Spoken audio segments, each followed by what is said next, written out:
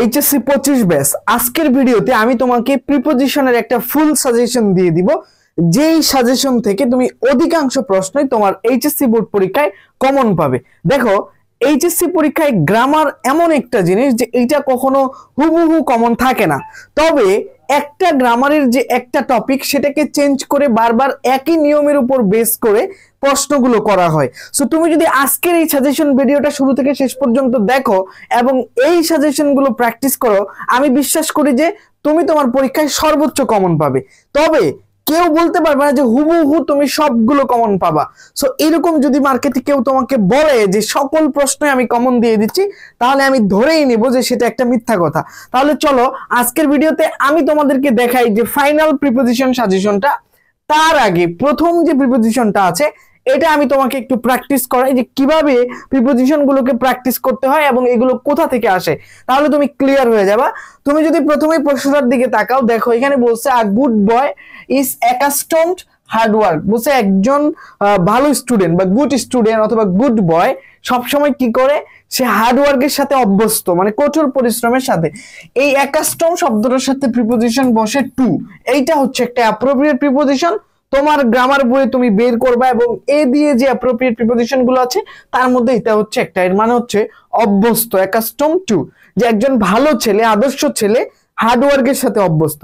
দ্বিতীয়টা ব্যাপারটা, he is not addicted dash any bad thing, সে কোনো খারাপ জিনিসের প্রতি এডিক্টেড হয় না। তাহলে এডিক্টেড এর সাথেও একইভাবে অ্যাপ্রোপ্রিয়েট প্রিপোজিশন টু বসে, তাহলে হবে এডিক্টেড টু, মানে আসক্ত, তার মানে সে কোনো খারাপ জিনিসের প্রতি আসক্ত নয়। এরপরে বলেছে he is not adverse any hard work, adverse to, এটাও অ্যাডভার্স এর সাথেও প্রিপোজিশন টু বসে। অ্যাডভার্স টু এই শব্দটার অর্থ হচ্ছে যে বিতৃষ্ণা, মানে কাজের প্রতি তার কখনো বিতৃষ্ণা আসে না। এটা ভালো ছেলে বৈশিষ্ট্য হচ্ছে যে হি is not adverse to any hard work, যে হার্ড ওয়ার্ক দেখলে সে ভয় পায় না, অর্থাৎ সে সেটা আগ্রহের সাথে করতে চায়। এরপরে বলছে দেখো, এরপর হি clings to his determination. Clings two মানে লেগে থাকা, লেগে থাকে। ডিটারমিনেশন মানে কি, দৃঢ় ইচ্ছা, তার স্বপ্ন যেটা সেটা নিয়ে সে কি করে, কাজ করে। তাহলে এই যে ক্লিং টু মানে এইটাও একটা অ্যাপ্রোপ্রিয়েট প্রিপোজিশন। এরপরে তুমি যদি তাকাও, সিন্স হি ইজ, এই যে ইউজ টু, যে ইউজ টু মানে অভ্যস্ত, এটাও তোমরা জানো যে he is use to hard work, যে সে সব সময় কঠোর পরিশ্রম করে অভ্যস্ত। তারপর হি ইজ নট ডাউটফুল, বলছে সে যেহেতু সবসময় হার্ডওয়ার্ক করে তাই সে ডাউটফুল নয়। কি নিয়ে, অ্যাবাউট হিজ সাকসেস, তার সফলতার ব্যাপারে সে কখনোই কি নয়, সন্দেহহীন নয়। সে জানে সে হার্ডওয়ার্ক করে 100% সে সফল হবে। এরপর দেখো he is very much conscious, এই যে কনসাস অফ মানে সচেতন, দায়িত্ববান, যে কনসাস অফ মানে হচ্ছে সচেতন, দায়িত্ব জ্ঞান যুক্ত, যার মধ্যে দায়িত্ব জ্ঞান আছে। তাহলে he is conscious of his duties, যে সে তার দায়িত্ব সম্পর্কে অবগত থাকে।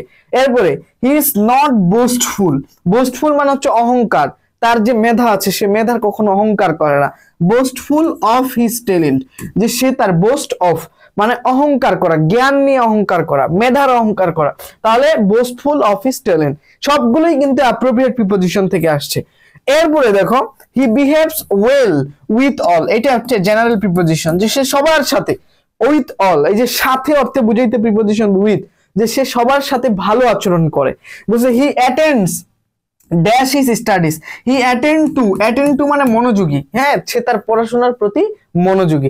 সো সিম্পলি দেখলাম প্রিপোজিশন গুলো মোস্ট অফ দেম, একটা শুধু আমরা পাইলাম এই যে উইথটা শুধু পেয়েছি জেনারেল প্রিপোজিশন, বাকি যে 9টা ছিল 9টাই অ্যাপ্রোপ্রিয়েট প্রিপোজিশন থেকে পেয়েছি। সো এই প্রিপোজিশন গুলো কমন আসে, এরকম অনেকগুলো প্রিপোজিশন আমাদের এই স্লাইডে রয়েছে যেগুলো সাজেশন হিসেবে, যেগুলো পড়লে একটু চেঞ্জ করে, যে অ্যান্সার গুলো এখানে দেওয়া রয়েছে। এবং এই যে দেখো, এই যে 2 নাম্বার প্রিপোজিশন, এই যে বাট, অ্যাটলাস, গোট, টুক, পিটি, এই প্রিপোজিশন গুলো হচ্ছে বোর্ড কোশ্চেন, যেগুলো অধিকাংশ বোর্ড পরীক্ষায় এসেছে, এগুলোই আসতে পারে। দেখা গেছে এই জায়গার শূন্য স্থানটা জাস্ট অন্য একটা জায়গায় দিতে পারে, চেঞ্জ করে দিতে পারে, বা এই প্যাসেজটাই, এই আলোচনার বিষয়গুলোই তোমাকে চেঞ্জ করে দিতে পারে। সো তুমি যদি এগুলো প্র্যাকটিস করো, আমার মনে হয় তুমি সর্বোচ্চ কমন পেতে পারো। এবং এগুলোর অ্যান্সার সহ কিন্তু এখানে দেওয়া আছে, যেমন এখানে এইটা একটা প্রিপোজিশন হতে পারে, এরকম জায়গা জায়গা চেঞ্জ করে দিতে পারে, এরকম অনেকগুলো রয়েছে। দেখো এগুলো কিন্তু অ্যানালাইজ করে নেওয়া হয়েছে, বিভিন্ন বোর্ড পরীক্ষায় এই প্রশ্নগুলোই এসেছে, সবগুলো প্রশ্নই দেখো এখানে অনেক 12টা তোমাকে প্রিপোজিশন প্র্যাকটিস দেওয়া হয়েছে, যেহেতু তোমাকে লাস্ট টাইমে প্র্যাকটিস করতে হবে এবং সবচেয়ে বেশি কমন আসার উপযোগীগুলোকে প্র্যাকটিস করতে হবে। তুমি বুঝতেছো না যে কোনগুলো অ্যাকচুয়ালি পরীক্ষা আসতে পারে, যেহেতু আমরা এটা অ্যানালাইসিস করে বের করেছি যে এই জায়গাগুলো থেকেই বেশি প্রশ্ন আসে। সো হোপ দ্যাট এই প্রিপোজিশন গুলোই আসার সম্ভাবনা অনেক বেশি রয়েছে। এখন তোমার মনে প্রশ্ন হচ্ছে যে ভাইয়া এই পিডিএফটা আমি কই পাবো, আপনি তো দিছেন অনলাইনে ভিডিওতে। সো এটা পাওয়ার জন্য তোমাকে জাস্ট একটা কাজ করতে হবে, 20 সেকেন্ডের কাজ। সেটা হচ্ছে আমাদের যে YouTube channel I campus HSC in admission care, so এই যে ওই ইউটিউব চ্যানেলে এই ভিডিওটা আপলোড দেওয়া আছে। জাস্ট তুমি ওই চ্যানেলে যাবা, চ্যানেলটা সাবস্ক্রাইব করে তুমি জাস্ট কমেন্ট বক্সে গেলেই ডেসক্রিপশন বক্সে এই লিংকটা দেওয়া আছে, অর্থাৎ এই পিডিএফটা দেওয়া আছে। সিম্পল একটা ব্যাপার, 20 সেকেন্ডের কাজ। ইউটিউবে যাবা, সার্চ করবা I campus HSC and admission care, আমাদের যে চ্যানেলটা আছে সেখানে এই ভিডিওটাও দেওয়া আছে এবং এই ভিডিওর ডেসক্রিপশন বক্সেই জাস্ট তুমি এই পিডিএফটা পেয়ে যাবা। সো সিম্পল একটা বিষয়, 20 সেকেন্ডে তুমি কাজটা এই সাজেশনটা নিয়ে নিতে পারো এবং বেশি বেশি পড়াশোনা করে এইচএসসি পরীক্ষায় তুমি জিপিএ 5 পাও, একদিন ঢাকা বিশ্ববিদ্যালয়ে চান্স পাও অথবা তোমার স্বপ্নের বিশ্ববিদ্যালয়ে চান্স পাও, এই আশা থাকবে। সবাই ভালো থেকো, সুস্থ থেকো, আসসালামু আলাইকুম।